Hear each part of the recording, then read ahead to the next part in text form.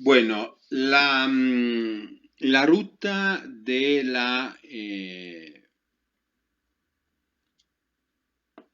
ser declarado beato, ¿no? Entonces la virtud, el grado de heroicidad de las virtudes cristianas no es la única ruta para avanzar en este proceso de canonización.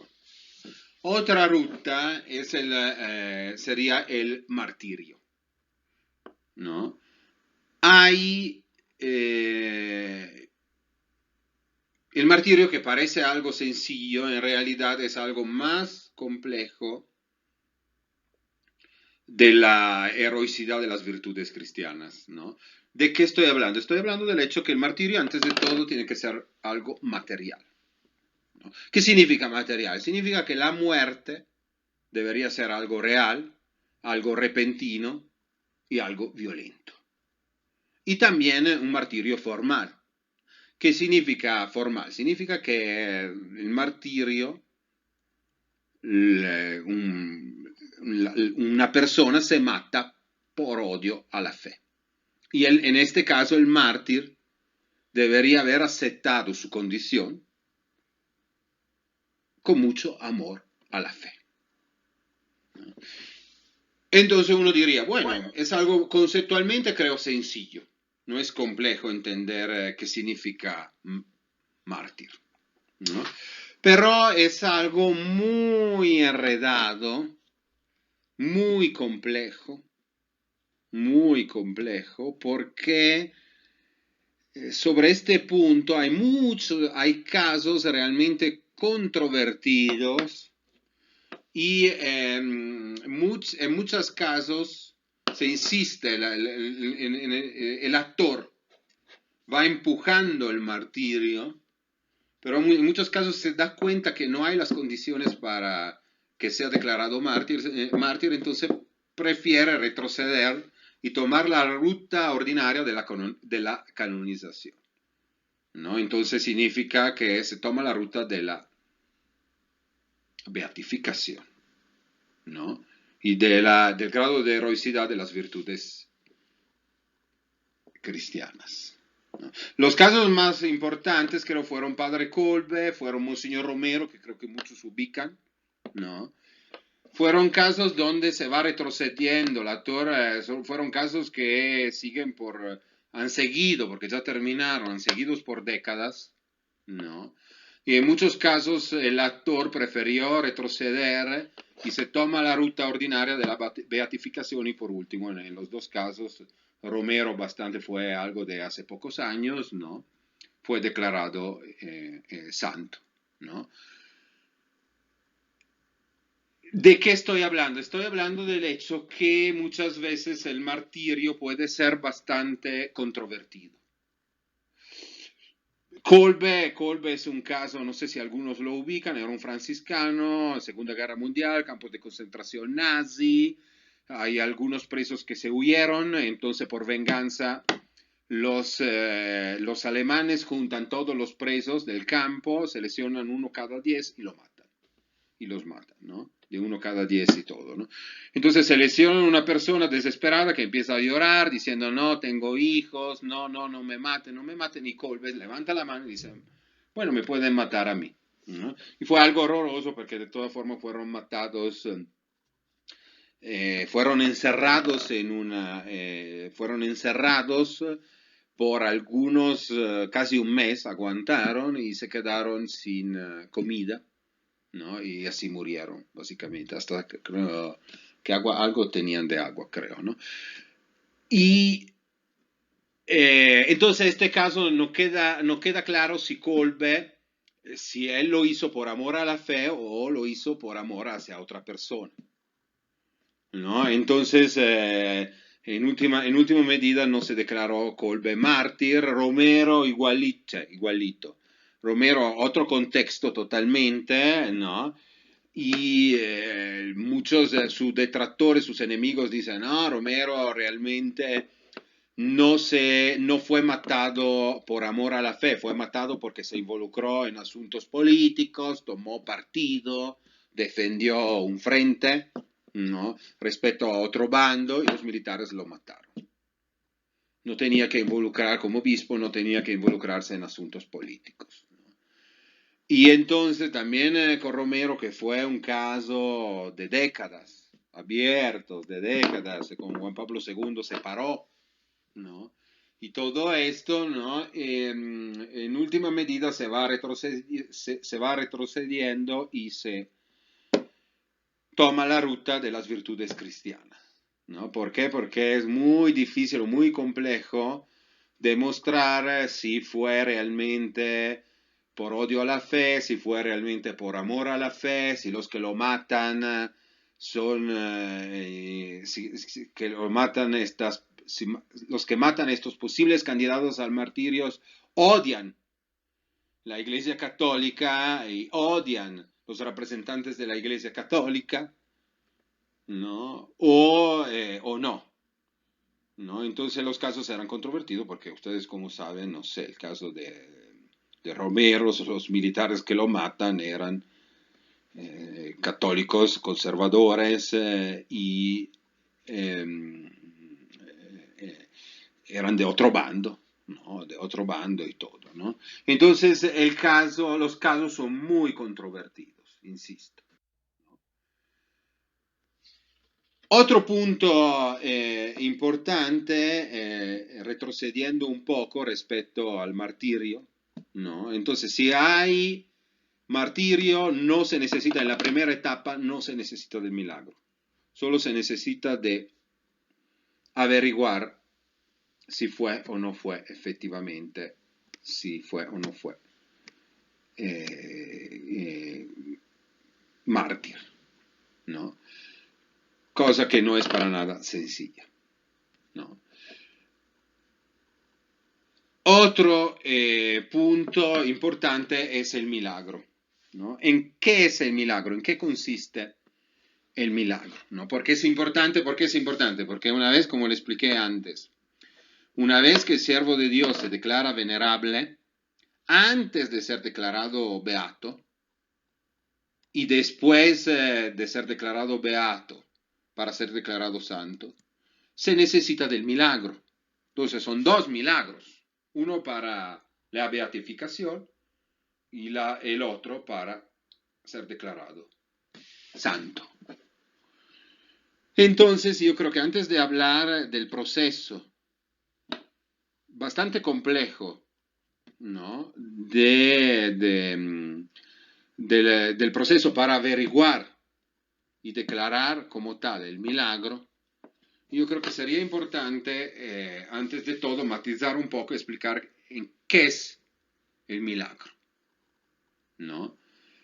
Es algo que no se puede explicar, es un acontecimiento que no se puede explicar según las leyes de la naturaleza, es algo que se ha realizado por Dios, por medio de la intercesión de un siervo suyo, en este caso el candidato a la santidad, ¿no? Y en la mayoría de los casos son personas que estaban enfermas y dejan de ser, en forma repentina. En forma repentina, muchas veces son enfermedades graves, en la mayoría, no siempre, pero en la mayoría de los casos sí son enfermedades graves, ¿no?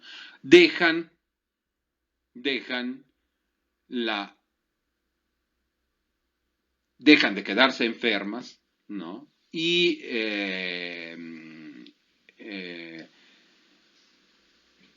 retoman fuerza, ¿no? Retoman fuerza, retoman vitalidad y ya, ¿no? Pueden ser todas las enfermedades del mundo.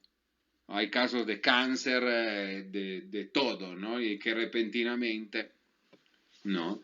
Estas personas logran en forma milagrosa, ¿no? Podríamos decir, ¿no? Recuperarse, ¿no? Recuperarse en forma estable, recuperarse en forma permanente, ¿no? Sobre el milagro, aquí también un poco como, no es lo mismo, ¿no? Pero sobre el milagro, hay un amplio debate, bastante complejo, bastante complejo. ¿En qué sentido? En el sentido que el milagro debería ser declarado inexplicable, ¿no? Por los médicos. Los médicos no declaran el milagro, ¿no? Porque por declarar el milagro deberían averiguar la intercesión y todo, deberían ser teólogos, ¿no? Los médicos solo averiguan, van comprobando, van cotejando que fue algo que la medicina, que la ciencia no puede en ninguna forma explicar, ¿no? ¿Qué significa esto? Significa que significa que atrás de esto, ¿no? Atrás de lo que se necesita para declarar el milagro, ¿no? El primer elemento más importante es la fama de santidad. Pues uno se pregunta, ¿por qué la fama de santidad? ¿Cómo se conecta con el milagro y todo? Es fundamental. ¿Por qué es fundamental? Porque es un problema o una dinámica cuantitativa. ¿Qué significa dinámica cuantitativa? Significa que si estamos hablando de Madre Teresa de Calcuta, si estamos hablando de Juan Pablo II, si estamos hablando de personajes con una fama de santidad extensa, ¿no? Cuantitativamente es mucho más sencillo y mucho más fácil encontrar el milagro. ¿Qué significa? Significa que siempre hay algo que en un determinado momento es raro, ¿no? Pero hay algo que la medicina va diciendo, esto no se puede explicar, es inexplicable, ¿no? Y si hay una fama de santidad extensa, es mucho más fácil detectar un caso así, ¿no? Después, también es muy importante, la otra jugada importante depende del actor y sobre todo de un postulador muy listo. ¿Por qué? Porque cuando la persona está enferma y logra repentinamente, en forma milagrosa, recuperarse totalmente, ¿no? Vive anteriormente, cuando estaba enferma, vivía en un contexto bastante complejo y si la familia, si la misma persona tenía una fe, o sea, estamos hablando de religión católica, claramente, ¿no? Entonces hay, en este contexto, cuando la persona es enferma, sobre todo si es una enfermedad mortal y todo esto, ¿no? Se va orando, la oración es intensa, es larga. Son horas de oraciones de esta persona y también de los familiares, ¿no? Entonces, claro, hay que insistir mucho sobre la intercesión de una determinada o de un determinado venerable o beato o siervo de Dios y lo que sea. Si se entiende, ¿no? Hay que insistir o subrayar esto para que los teólogos vayan declarando el milagro como tal. ¿No? Si se entiende, ¿no? Entonces, muy complejo o de toda forma, sí puede salir, pero depende mucho de un determinado manejo. ¿No? Muchas veces no queda claro por qué, porque yo puedo orar mi abuela está enferma y voy orando por muchos santos, ¿no? Si se entiende, ¿no? Y voy añadiendo también a esta persona que murió, que tiene fama de santidad, pero sería la número 11 de la lista, si se entiende, ¿no? Entonces, es una bronca.